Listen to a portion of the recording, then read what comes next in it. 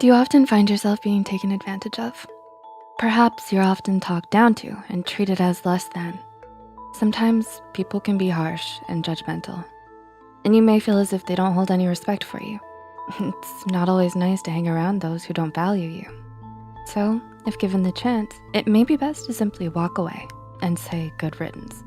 But if you find you are always being subtly treated this way, maybe you'd like to adopt some behaviors to gain respect. You can still be you. You just simply respect yourself enough to not let others walk all over you. Sound like a plan? Okay. Here are 6 ways to get people to respect you. Number 1, respect yourself first. We should all learn to love ourselves, and in doing so, give us the respect we deserve. Often at times, we can be too harsh on ourselves and let our insecurities and dark thoughts take the lead. But do away with them. With a little practiced self-respect, you can be on your way to thinking higher of yourself and loving you in the process. Many researchers, such as Herbert M. Lefcourt, state that having a sense of internal locus of control over our own lives is a key condition for our mental health. Locus of control refers to how much someone feels a sense of agency towards their life. Someone with an internal locus of control believes the things that happen to them are strongly influenced by their own actions, abilities, or mistakes. To practice self-respect, you must first allow yourself to say no without feeling guilty. Prioritize what is important in your life. Protect yourself and choose to keep only healthy relationships. It's key to not let others take advantage of you and make sure you get what you pay for in life.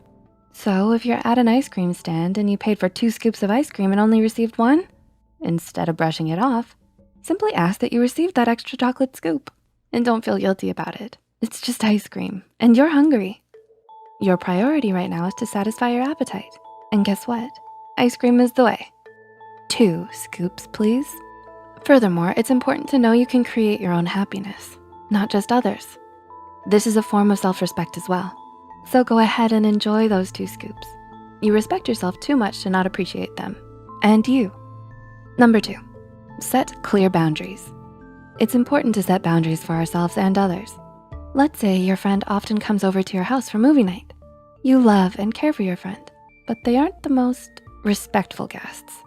They put their feet up on your coffee table, they bring their dog Fleas over, they eat most of your food, and they leave Cheeto Puff remains on your furniture, everywhere. Do they respect you? Doesn't look like it. A good step would be to set some boundaries for when company comes over and discuss them with your dear friend. You can be kind when discussing this with them and consider their point of view as well. But it's your home and it's ultimately your rules. So tell them they can't keep scavenging through your fridge. Fleas must be on a leash and to keep their cheese-filled hands to themselves, not on the furniture. And paws off the table, Fleas. Number 3, understand you don't have to be nice all the time. Who wouldn't want to be nice when they want to? But when you feel like you have to at the expense of your own happiness, it's not a good idea. Sadly, a lot of people think they can take advantage of those who are kind to them. This doesn't mean you have to stop being a good person. Just simply know when you must put yourself first. And also, don't feel guilty about it all the time. You may think that if you don't do every favor your friend asks of you, they might not like you anymore. But what kind of friend is that? You may feel guilty if you don't accept your friend's invitation to hang out every time. But you just got snuggled into a bubble bath. You'd just like to be alone tonight. Perhaps you don't allow yourself to not smile. So you throw on a contrived smile before you go out the door, even when you're having a bad day. As great as smiling feels, a forced smile can't always make you feel better. Allow yourself to admit you're having a bad day. You don't need to be in a certain mood for anyone. Allowing unnecessary guilt to take control can leave you associating these once happy actions with something forced and uncomfortable. Practice assuring yourself that if you allow yourself the guilt-free time to relax first, you'll only feel happier when the time comes to hang out with your friend next. Number 4, speak up. Many of us often have shy personalities, so doing all the talking during a group conversation may not be our thing. But just because you're shy doesn't mean you should let others interrupt you. If others often interrupt you or appear as if they aren't listening, there's some tricks you can use to make yourself heard. First, try saying the name of the person you're speaking to mid-conversation. Similar to the cocktail party effect, we will often have our attention pulled back to reality when our names are heard. such as when we're at a cocktail party and hear our name in the distance. You know how your music teacher would always say your name mid-sentence to regain your attention? We're doing the same thing here.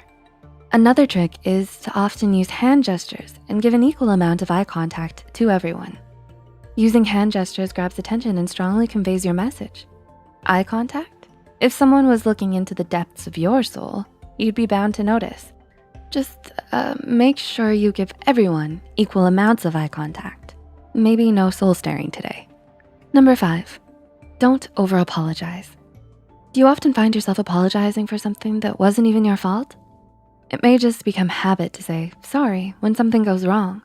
You may only wanna say it to not be unkind, but your words should carry weight, especially an apology. If you apologize too often, your sorry may be viewed as nothing to others who hear it too often. And unfortunately, over-apologizing can be a sign to others that you are submissive. Sooner or later, they'll assume you'll be the one to take the blame, or that you're too nice to speak up if they walk all over you. Some common things we unnecessarily apologize for. If you don't wanna do a favor, don't apologize. It's a favor. If you have an opposing opinion, agree to disagree. It's your opinion. Stand by it. Remember, you don't have to be unkind. Say sorry when sorry is due, but be conscious of how often and how unnecessarily you do say it. And number 6, display confident body language. Confidence is key. That's what people often say, and it can be very true most times. If you want to command respect, a good way is to let your body language show that you can't be pushed around. Quite literally too. A strong stance and good posture won't send you toppling over if bumped into. So use good posture and stand up tall. Make good eye contact when listening and speaking. Crossing our arms is often seen as defensive, so it's best to relax them by your side. Carry your head high and eyes forward instead of looking to the ground. Observe the scene at a party. Don't be afraid to people watch. It's a party after all. And remember those hand gestures? Continue to use them while speaking, and you'll be as confident and respected as an Italian chef at a pizzeria. Mamma mia. Sorry, too much ice cream and pizza. Oops, not sorry. So, do you often feel disrespected? Will you use these tips? Do you say sorry often? Let us know about a time where you felt disrespected. Which tips would you use to command the respect of others? Share with us in the comments below. If you found this video helpful, don't forget to click the like button and share this video with someone who may need it.